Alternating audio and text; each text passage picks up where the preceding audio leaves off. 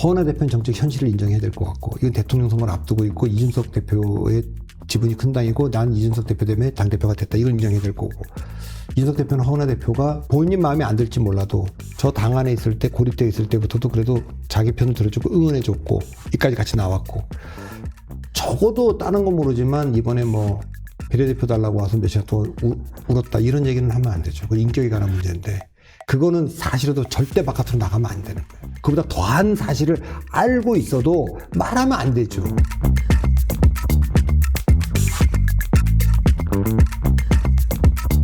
전국이 뭐 요동을 치는 가운데 개혁신당마저도 내부에서 극심한 내홍을 겪고 있습니다. 개혁신당의 허은하 대표님 저희 프로에도 한번 나와주셨는데, 허은하 대표와 이준석 의원 간의 설전이 이목을 끌고 있습니다. 허 대표랑 그때 허은하 대표 이렇게 가면 안 된다라고 좀 쓴소리 해주셨는데 결국에는 이렇게 부딪혔어요.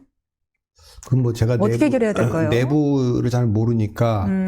근데 이거는 뭐 이준석 의원이 대표도 아니지만 그래도 이준석 의원이 뭐 절대적인 영향을 갖고 있는 당이라고 다 알려져 있으니까, 이게 뭐 바른미래당 때도 그렇고 국민의힘 때도 그렇고 이런 일이 벌어지는 것 자체는 이준석 대표에게 안 좋죠.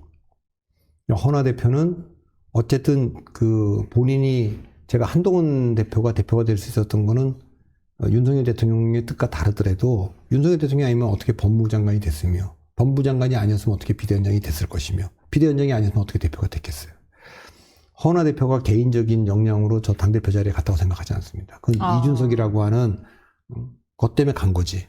이준석 없이 허은하, 자 그러면 허은하 대표 현역인데도 가졌다는 것도 있었는데요. 저는 뭐 이준석 그 개혁신당에서 허은하 대표가 당대표가 된 거는 이준석이라고 하는 사람과의 관계 때문에 됐다고 저는 봅니다. 자, 허은하 대표는 그걸 인정을 해야 될 것 같고, 또 이준석 대표는 어쨌든 대변인 때부터, 국민의힘 대변인 때부터 뭐 생각의 차이들은 많겠지만 오늘 여기까지 왔는데, 어쨌든 자기가 쫓겨난 방법 같은 걸로 그런 식으로 쫓아내는 건 좋지 않지 않느냐. 근데 허은하 대표가 이건 이준석의 사당이 아니다, 그런 프레임을 짰어요. 허은하의 사당도 아니죠. 그러니까 확실히 최근에는 이런 공적 마인드들이 너무 약해요. 그리고 이 참을성들이 너무 없고, 그거는 이게 자기들이 알고 있는 거, 말하고 싶은 걸 다 배설을 하잖아요. 저는 윤 대통령이 오늘날 저지경된 걸 보면서, 그러니까 뭐 이준석, 허은하 이분들에도 해당하는 말인데, 철의 여인이란 그 영화가 있어요. 대처를 다룬 영화인데, 거기서 이제 그 대처가 이런 얘기했죠. 자기 어릴 때 아버지가 자기한테 늘 해준 말이 있다. 그게 아마 탈무드가 원전인 것 같은데. 맞습니다. 저도 제일 좋아하는. 생각을 조심해. 생각은 말이 되니까. 말을 조심해. 말은 행동이 되니까. 행동을 조심해. 행동은 습관이 되니까. 습관을 조심해. 습관은 인격이 되니까. 된다. 인격을 조심해. 네. 인격은 운명이 되니까. 그러니까 저는 운명. 자기 운명은 결국 자기 생각이 만드는 거네요. 네, 그렇게 해서 결국 윤 대통령도 저렇게 됐고 다 그렇게 됐는데, 그러니까 지금 그 허은하 대표하고 윤석 대표는 지금 광야에서 조그만 정당을 하는데 그 안에 싸우는 거는 있을 수가 없으니까, 저는 뭐 윤석 대표나 허은하 대표가 왜 싸우는지 잘 모르겠는데, 그 얘기와 관련돼서는 허은하 대표는 정책 현실을 인정해야 될 것 같고, 이건 대통령 선거를 앞두고 있고 이준석 대표의 지분이 큰 당이고 난 이준석 대표 때문에 당대표가 됐다, 이걸 인정해야 될 거고, 이준석 대표는 허은하 대표가 그래도 본인 마음에 안 들지 몰라도 저 당 안에 있을 때, 고립되어 있을 때부터도 그래도 자기 편을 들어주고 응원해줬고 이까지 같이 나왔고, 적어도 다른 건 모르지만 이번에 뭐 비례대표 달라고 와서 몇 시간 동안 울었다, 이런 얘기는 하면 안 되죠. 그 인격에 관한 문제인데, 그거는 사실에도 절대 바깥으로 나가면 안 되는 거예요. 그보다 더한 사실을 알고 있어도 말하면 안 되죠. 그 상대방을 얼마나 모욕감을 주는 겁니까? 예. 그러니까 그런 거는 적어도 서로 간에 안 하고, 허은하 대표가 그래도 좀 나이도 많고 있는 경험이 있으니까 그런 말은 조금 더 그런 식의 표현은 좀 자제하려고 하는 거는 보여요. 맞습니다. 여전히 우리 당의 소중한 자산이다라고 그러기도 표현하면서요. 하고 뭐 역량에 대한 평가 뭐 등등등등 뭐 이런 거에 대해서 좀 또 다르게 해석할 수 있을지 몰라도 그래도 허은하 대표가 그 참으려고 그러고 하려고 하니까 더 이상 허 대표에 대해서 뭐 비판하는 건 있을 수 있어요. 예, 대표의 역량에 관한 문제, 뭐 사당화에 관한 문제 얼마든지 비판할 수 있지만 인격적인 문제에 관한 거는 조금 이준석 의원 같은 경우에는 조기 대선이 치러질 경우 후보로 나서겠다라는 뜻까지 밝혔잖아요. 근데 우리가 대선 후보에게 바라는 덕목 중에 하나가 좀 관용성 아니겠습니까?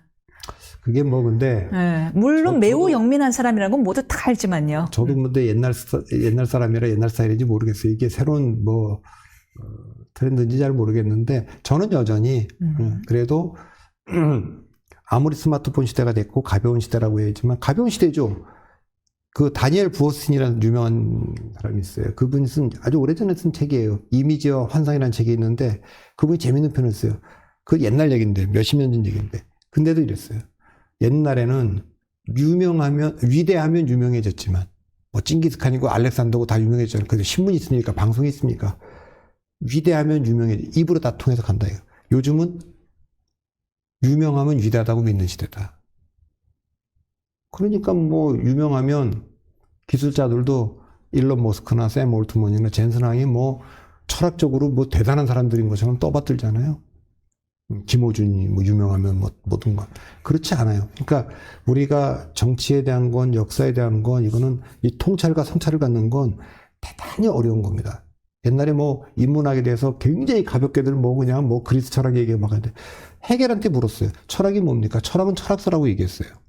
철학이 철학서라는 건 철학은 절대 쉽지 않다. 그 사람은 정반합이니까 오늘날 우리가 보고 있는 철학이라는 건 사실 쭉 인류가 만들어 온 철학의 정반합으로 온 그러니 이 철학을 이해하려면 그전 철학을 다 이해해야 되는 거예요.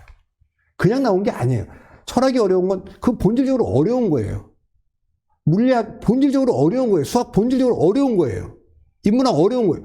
그걸 어떻게 책 몇 권 읽고서 인문학으로 꽃꽂이하기 식으로 그런 식으로 다들 그렇게 한다고요. 깊이 있는 고민 안 하고 공부 안 하고 그게 문화적 소양이라는 것도요. 계속 봐야 되는 거예요.